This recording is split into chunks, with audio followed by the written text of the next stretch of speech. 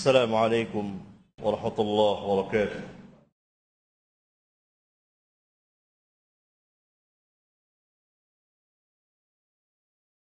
إن الحمد لله نحمده ونستعينه ونستغفره ونعوذ بالله من شرور أنفسنا ومن سيئات أعمالنا. من يهده الله فلا مضل له ومن يضلل فلا هادي له، وأشهد أن لا إله إلا الله وحده لا شريك له، وأشهد أن محمدًا عبده ورسوله. أما بعد،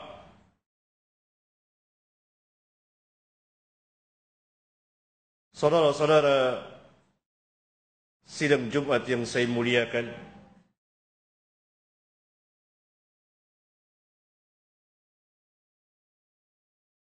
Allah Subhanahu wa ta'ala berfirman kepada nabinya yang mulia, yaitu di dalam surat Al-Muzammil. Bismillahirrahmanirrahim. Ya ayyuhal muzammil qumil layla illa qalila nisfahu aw inqus minhu qalila aw zid alayhi warattilil qur'ana tartila inna sanulqi alayka qawlan thaqila. Yang ingin saya jelaskan adalah firman Allah tabaraka wa ta'ala kepada Nabi dan Rasulnya yang mulia Muhammad sallallahu alaihi wasallam sebagai penutup sekalian para Nabi dan Rasul, bahwa kenabian dan kerasulan bukanlah masalah yang ringan, tetapi satu masalah yang berat yang tidak sembarang orang dapat menerimanya, karena ini merupakan ketentuan dari Rabbul Alamin, siapa yang berhak menjadi Nabi dan Rasul. Allah katakan, inna sanulki alaika qawlan thaqila, sesungguhnya kami akan memberikan kepadamu, menurunkan kepadamu qawlan thaqila, perkataan yang sangat berat. Wahyu dari Rabbul Alamin itu tidak sembarang orang dapat menerimanya, kecuali yang Allah telah persiapkan menjadi seorang Nabi dan Rasul.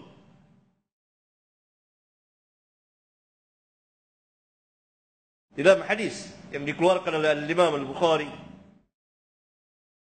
Aisyah radhiyallahu taala anha pernah mengatakan, ketika turun wahyu kepada beliau di musim dingin, keluar keringat beliau, peluh beliau.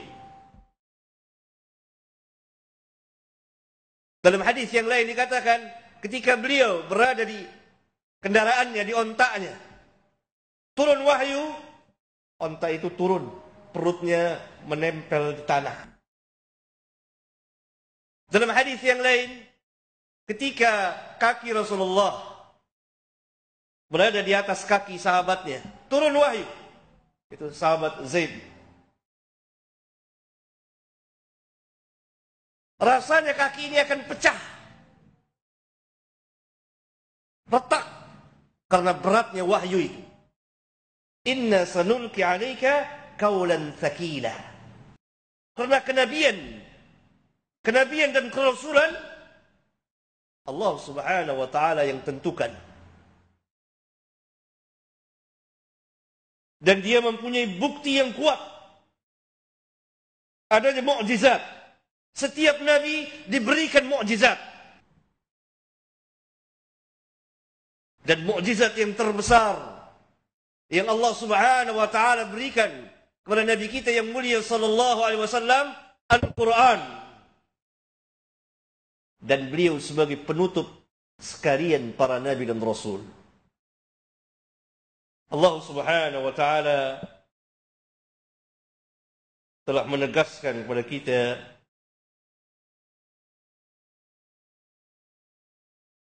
ma kana Muhammadun aba ahadin min rijalikum walakin Rasulullah wa khataman nabiyyin wa kana Allah bikulli syai'in 'alima.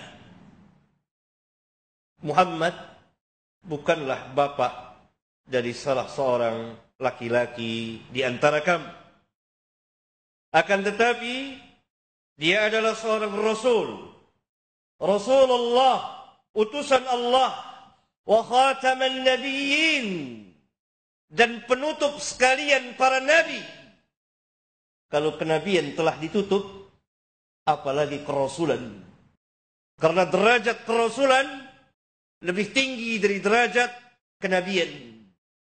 Ini ayat yang sarih, yang tegas, yang merupakan akidah yang sangat besar bagi setiap muslim, pembeda antara iman dan kufur, meyakini bahwa Rasulullah sallallahu alaihi wasallam khataman nabiyyin. Tidak ada nabi lagi setelah beliau. Siapa saja yang mengaku atau diakui dirinya sebagai seorang nabi, apalagi rasul, maka dia keluar dari Islam dan bukan dari kalangan kaum muslimin, tidak masuk dalam keluarga kaum muslimin, kufur. Dan wajib bagi pemerintahan Islam, bagi negeri-negeri Islam, bagi penguasa Islam untuk memerangi orang-orang yang mengaku dirinya sebagai nabi dan rasul dan diakui sebagai nabi dan rasul. Diperintah untuk bertobat sebagaimana Abu Bakar As-Siddiq, As-Siddiqul Akbar, telah memerangi Musailamah Al-Kadzdzab ketika Musailamah Al-Kadzdzab mengaku dirinya sebagai rasul. Ini akidah yang sangat besar, termasuk bagian dari keimanan kita kepada Rasulullah sallallahu alaihi wasallam. Selain kita imani beliau sebagai seorang nabi dan rasul, kita mengimani beliau bahwa beliau adalah khataman nabiyyin, penutup sekalian para nabi dan rasul. Tidak ada nabi lagi setelah beliau. Siapa yang mengangkat seseorang menjadi nabi, maka dia membantah ayat Al-Quran Karim. Aqulu qawli hadha wa astaghfirullah li wa lakum.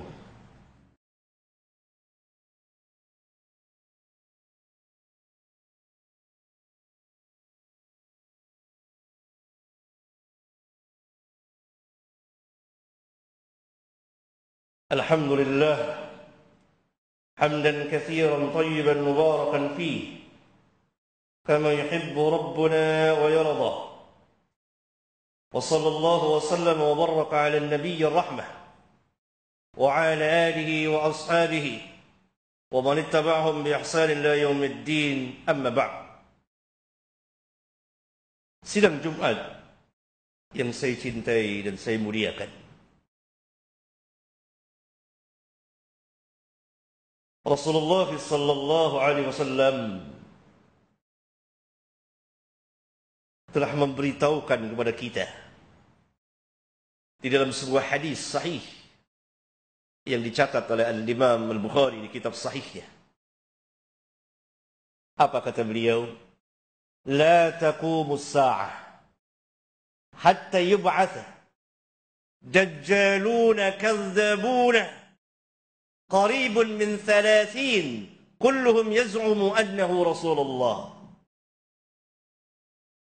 Tidak akan tegak hari kiamat sampai munculnya, datangnya Dajjalun. Dajjal dalam bahasa Arab pembohong, pendusta atas nama agama, dengan bentuk jamak Dajjalun, para Dajjal, Kadzabun, Kadzab, para pembohong, pendusta atas nama agama Allah. Qaribun min 30, sebanyak 30 orang. Kulluhum, semuanya mereka, yaz'umu annahu Rasulullah, semuanya mereka mengaku sebagai utusan Allah. Patut kita ucapkan, sadaqa Rasulullah sallallahu alaihi wasallam. Benarlah apa yang dikatakan Rasulullah sallallahu alaihi wasallam. muncul satu demi satu. Pada zaman beliau muncul satu orang, Musailamah Al-Kadzdzab. Kemudian setelah beliau wafat diperangi oleh Abu Bakar As-Siddiq, As-Siddiqul Akbar. Oleh karena itu wajib bagi setiap penguasa muslim di negeri-negeri mereka memerangi, memberantas, mengkikis habis siapa saja yang mengaku dirinya sebagai Nabi dan Rasul dan para pengikutnya, kecuali mereka mau bertobat. Ini sikap yang diambil oleh Al-Khulafa Ar-Rasyidin Al-Mahdiyyin, Abu Bakar dan pengikut-pengikutnya, yang kita diperintah untuk berpegang dengan Al-Khulafa Ar-Rasyidin.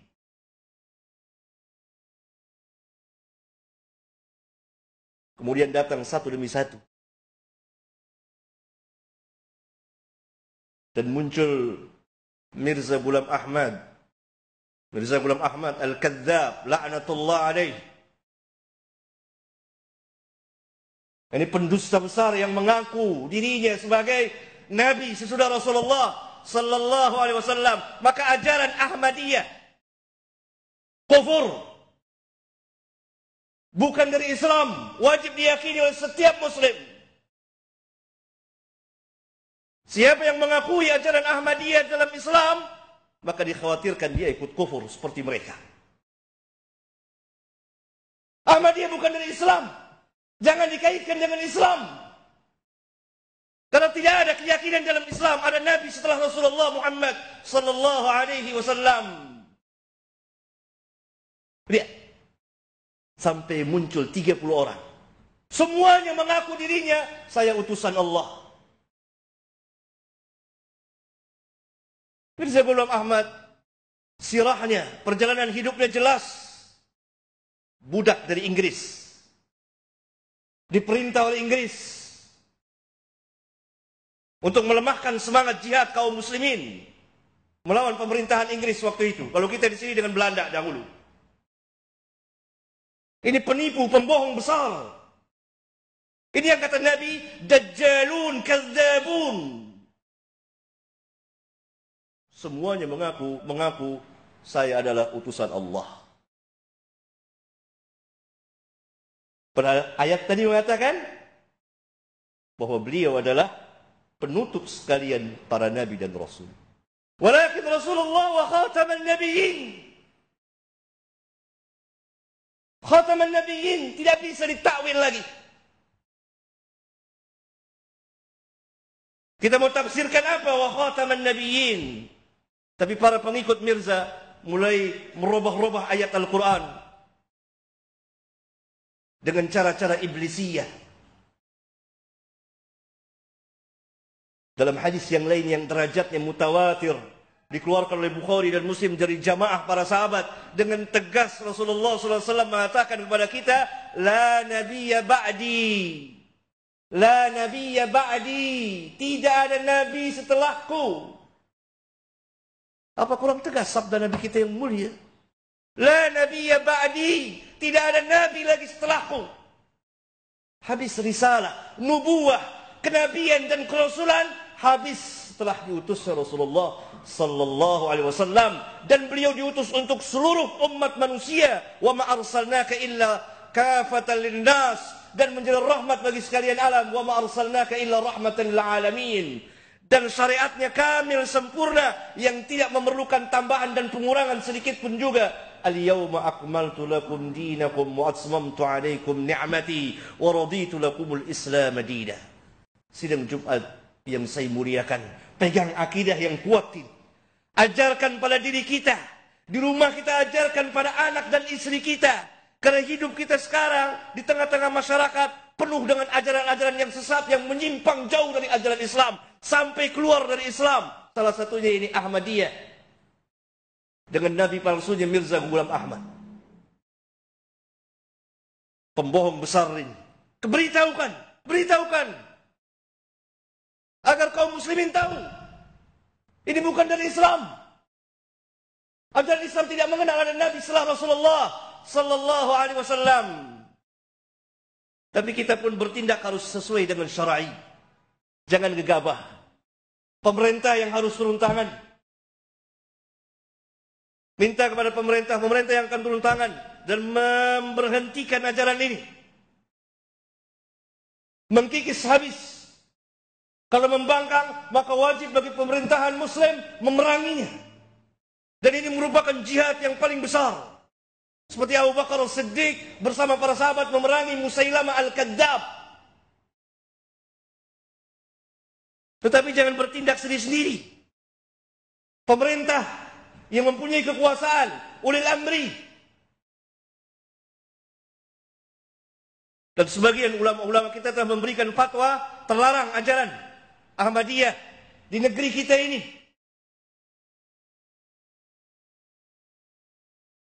Pertahankan akidah ini.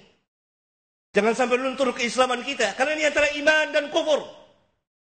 Siapa yang mengiktikadkan, meyakini, mengakui ada Nabi sallallahu alaihi wasallam, setelah dia mengetahui ayat Al-Quran, setelah dia mengetahui ajaran Islam, bahwa tidak ada Nabi dan Rasul setelah Muhammad sallallahu alaihi wasallam, maka dia keluar dari Islam dan tidak masuk ke dalam Islam. Walaupun sejuta kali Ahmadiyah mengatakan dia kaum muslimin, bukan kaum muslimin.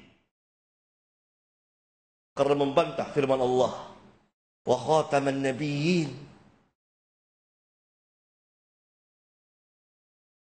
Mudah-mudahan khutbah ini bermanfaat bagi khatib dan jemaah. Allahumma ighfir lil mu'minina wal mu'minat wal muslimina wal muslimat al ahya'i minhum wal amwat. Rabbana atina fid dunya hasanah wa fil akhirati hasanah wa qina adzaban nar. Walhamdulillahi rabbil alamin.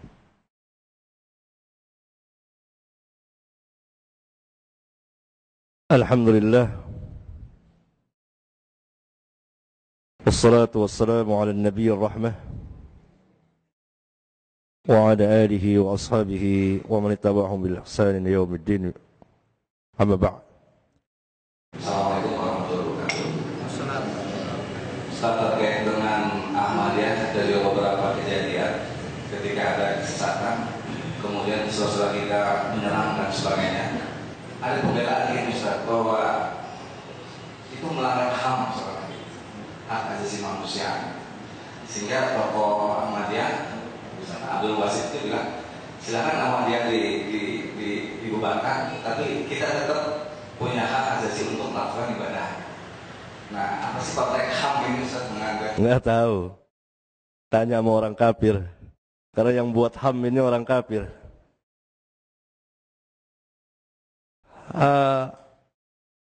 Pertama, Islam, yakni dinul Islam, datang untuk kemaslahatan bagi umat manusia.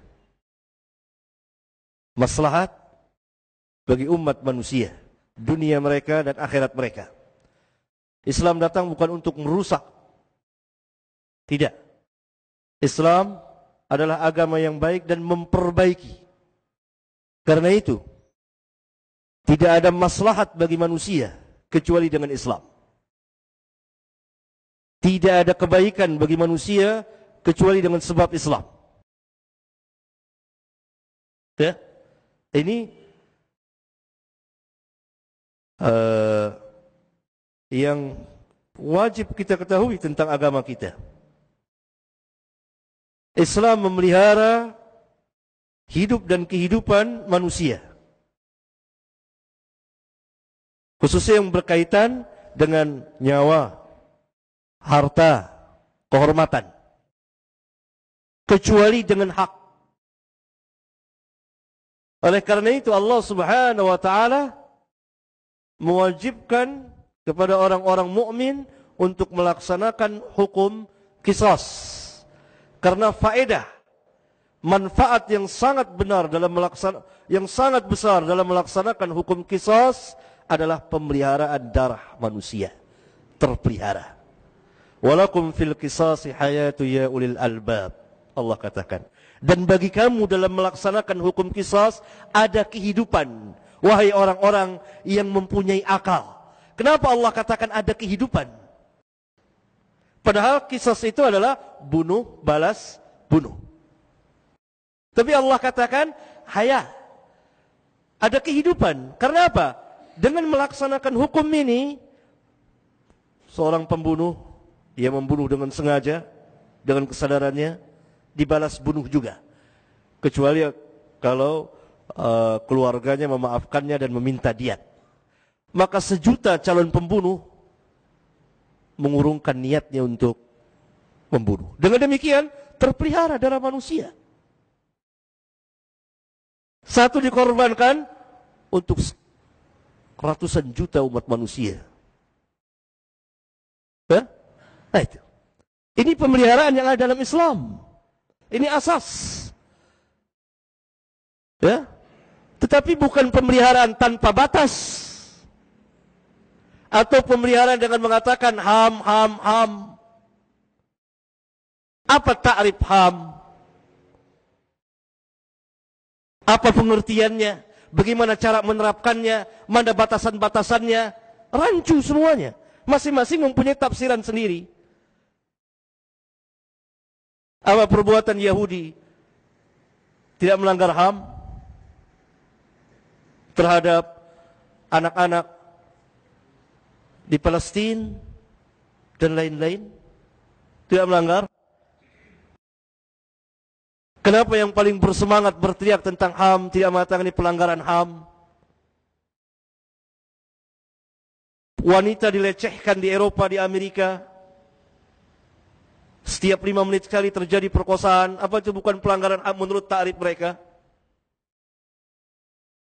Kenapa pelanggaran HAM itu selalu tertuju kepada kita? Limada? Kenapa? Karena itu sudah saatnya kita tidak boleh terikat dengan mereka. Berdiri sendiri kaum muslimin. Islam agama yang cukup lengkap. Darah manusia dipelihara kecuali bil haq, dengan kebenaran. Orang yang membunuh wajib dibalas bunuh. Dah. Saudara didatangi oleh perampok, saudara tidak kasih, terjadi perkelahian, sampai saudara membunuh dia. Saudara hak, tidak disalahkan, tidak berdosa, bahkan berpahala. Dan kalau saudara yang terbunuh, diharapkan saudara insya Allah syahid surga. Man kutila duna malihi fahuwa syahidun. Barang siapa yang mati membela hartanya, dia mati syahid. Kalau hadis ini dapat tempat di hati kaum muslimin, maka tidak ada yang takut kepada penjahat, perampok dan lain-lain. Bahkan para penyamun itu yang takut pada perampok itu, para pencuri itu yang takut kepada kaum muslimin. Karena apa? Kalau dia bertempur dengannya, syahid. Man qutila duna malihi fahuwa syahidun. Itu hak, itu pembunuhan yang tidak dikatakan melanggar HAM. Ya? Begitu juga jihad perang antara negara Islam. Tapi jihad ini ada aturannya, tidak sembarangan jihad tidak. Ada peraturan dalam Islam. Ada yang memimpin, ada yang memerintahkan, yaitu ulil amri, pemerintah.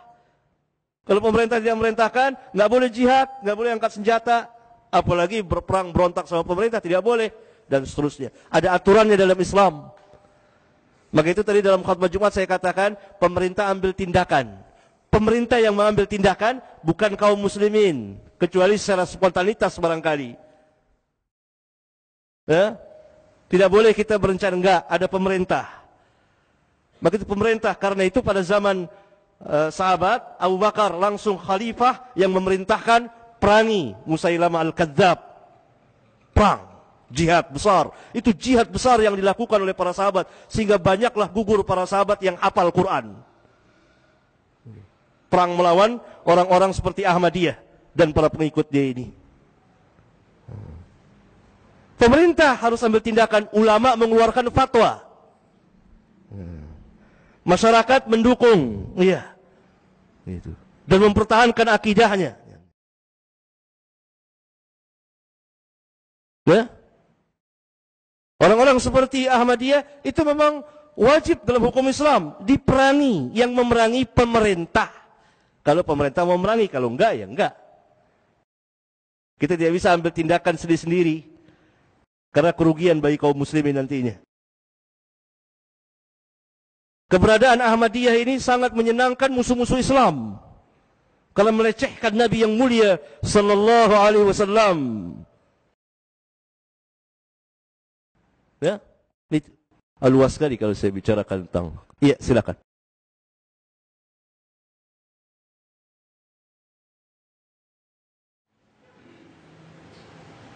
Assalamualaikum warahmatullahi wabarakatuh. Saya menanyakan, pemerintah seringkali mengeluarkan fatwa dalam hal ini MUI, dan berbalik juga kelompok-kelompok atas. Saya kira MUI nggak terikat dengan pemerintah, dia kan bebas.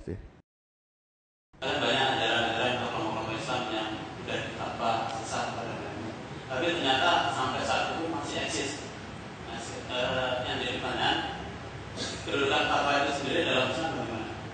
Fatwa sangat agung dan sangat besar sekali keluar dari para ulama. Ya. Dan kita diperintah untuk taat kepada ulama. Karena ulama termasuk dari ulil amri selain umara selama tidak diperintah maksiat. Ya, maka fatwa MUI terlarangnya ajaran Ahmadiyah dan ajaran Ahmadiyah itu bukan dari Islam, hak yang wajib ditaati dan didukung oleh seluruh kaum muslimin di Indonesia ini. Ya, yang berhak mengeluarkan fatwa ulama. Begitu saya katakan, ulama yang mengeluarkan fatwa, pemerintah yang mengambil tindakan.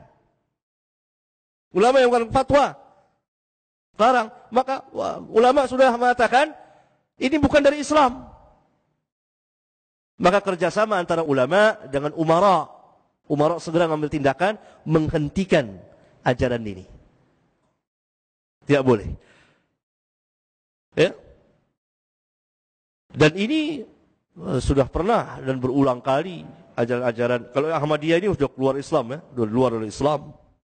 Banyak ajaran-ajaran sesat berkembang begitu banyak di Indonesia ini. Karena cara beragama kita memang banyak yang salah, tidak tahu. Oleh itu orang banyak ngaku-ngaku Islam. Ajaran muncul lagi jaringan Islam liberal. Ini kan anaknya dari sekte Paramadina. Aliran Paramadina, pimpinan Nurkholis Majid. Ini sekte yang paling sesat dalam Islam di Indonesia ini. Karena itu mereka mendukung Ahmadiyah. Ya, ini juga buatan Yahudi. Belum lagi Syiah. Belum lagi ajaran-ajaran yang lain. Dan ini perlu disorot oleh para ulama. Dan perlu diberitahukan kepada kaum muslimin. Supaya kaum muslim bisa beragama dengan baik. Nah sekarang kan lagi rame tentang Ahmadiyah ini. Soalnya Ahmadiyah, keberadaan Ahmadiyah di Indonesia ini sudah 1 abad saya kira. Dari tahun 30-an para ulama kita sudah berdebat habis-habisan dengan tokoh-tokoh mereka. Tahun 30-an, tahun 33 di Jakarta terjadi perdebatan besar antara ulama Islam dengan kaum Ahmadiyah. Sama. Karena apa? Mereka asyik di negeri kita ini. Karena apa? Kaum musliminnya nggak tahu di ajaran Ahmadiyah nih, disangka itu seperti madhab saja, aliran aja, salah satu firqah dalam Islam. Nggak, ini di luar Islam, bukan keluarga Islam. Mereka harus bikin agama baru itu, jangan membawa nama Islam. Agamanya baru, entah agama apa namanya. Ini sangat berbahaya ini, sangat berbahaya. Karena dengan sendirinya kita akan meninggalkan Nabi yang mulia sallallahu alaihi wasallam dan akan mengikuti si pembohong besar Mirza Ghulam Ahmad ini. Siapa yang mengaku dirinya mengakui orang lain sebagai nabi dan dia meyakininya, suruh tobat, dijelaskan. Barangkali dia belum tahu, jelaskan. Tetap pada pendiriannya dalam hukum Islam. Hukum Islam ya, bukan hukum Belanda. Hukum mati.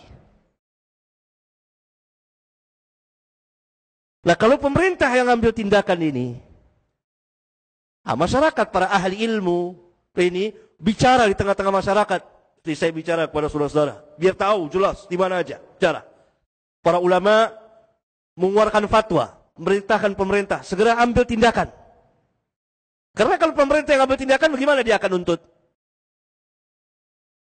Tidak lain makin pemerintah harus mengambil tindakan sebelum terjadi pergolakan di tengah masyarakat.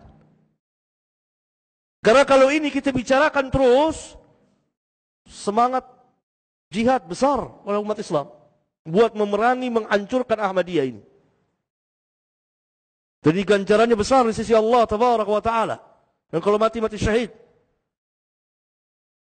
Kalau di bawah perintah dari pemerintah. Untuk perintah untuk jihad perang. Hukumannya ini diperangi. Perang. Terhadap orang-orang seperti ini itu hukum perang. Perang yang ada dalam Islam. Karena Abu Bakar As-Siddiq langsung memerintahkan seluruh para sahabat untuk perang dengan Musailamah Al-Kadzdzab. Musailamah Al-Kadzdzab itu seorang yang mengaku dirinya jadi Rasul pada zaman Rasulullah sallallahu alaihi wasallam. Bahkan mengirim utusan kepada Rasulullah sallallahu alaihi wasallam. Kata Rasulullah, kalau sekiranya engkau bukan utusan, karena utusan biar bagaimana kafirnya tidak boleh diganggu. Utusan, duta itu enggak boleh. Saya penggal lehermu, kata Nabi yang mulia sallallahu alaihi wasallam. Ya? Kemudian beliau wafat dan digantikan Abu Bakar, dan Abu Bakar memerangi Musailamah Al-Kadzdzab dan para pengikutnya dengan peperangan yang sangat-sangat besar sekali. Sehingga banyak gugur para sahabat yang hafal Quran. Nah, ini menunjukkan pemerintah kita. Maka pemerintah harus diajarkan, para ulama mengajarkan kepada para penguasa ini, pada orang-orang yang berkepentingan tentang akidah yang rusak ini dan bahayanya. Karena kan mereka 90% muslim nih.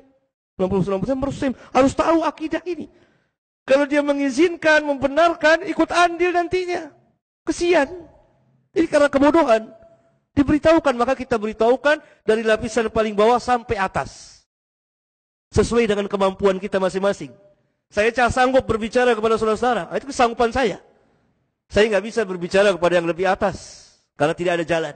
Kalau ada jalan, saya akan ngomong. Saya akan bicarakan. Saya akan jelaskan. Ini ajaran kufur. Dia ajaran sesat. Dikhawatirkan kalau saudara mengizinkan, membenarkannya, masuk dalam kekafiran. Beritahu. Dan ambil tindakan tegas. Lain mereka bikin agama baru. Agama baru nggak diizinin lagi kan Indonesia.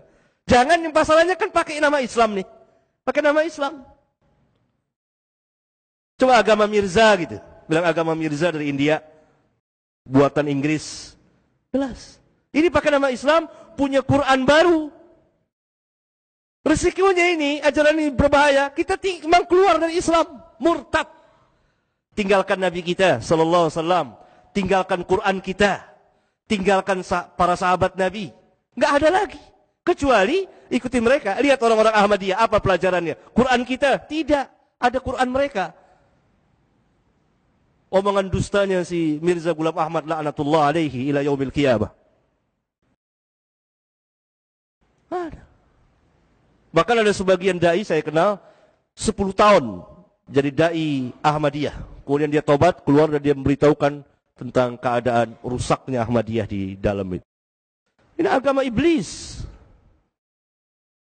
Hai, barangkali. Ya, saya kira cukup waktunya. Barangkali ini yang bisa kita bahas, sampaikan. Subhanakallahumma wa bihamdika asyhadu an la ilaha illa anta astaghfiruka wa atubu ilaik. Assalamualaikum warahmatullahi wabarakatuh.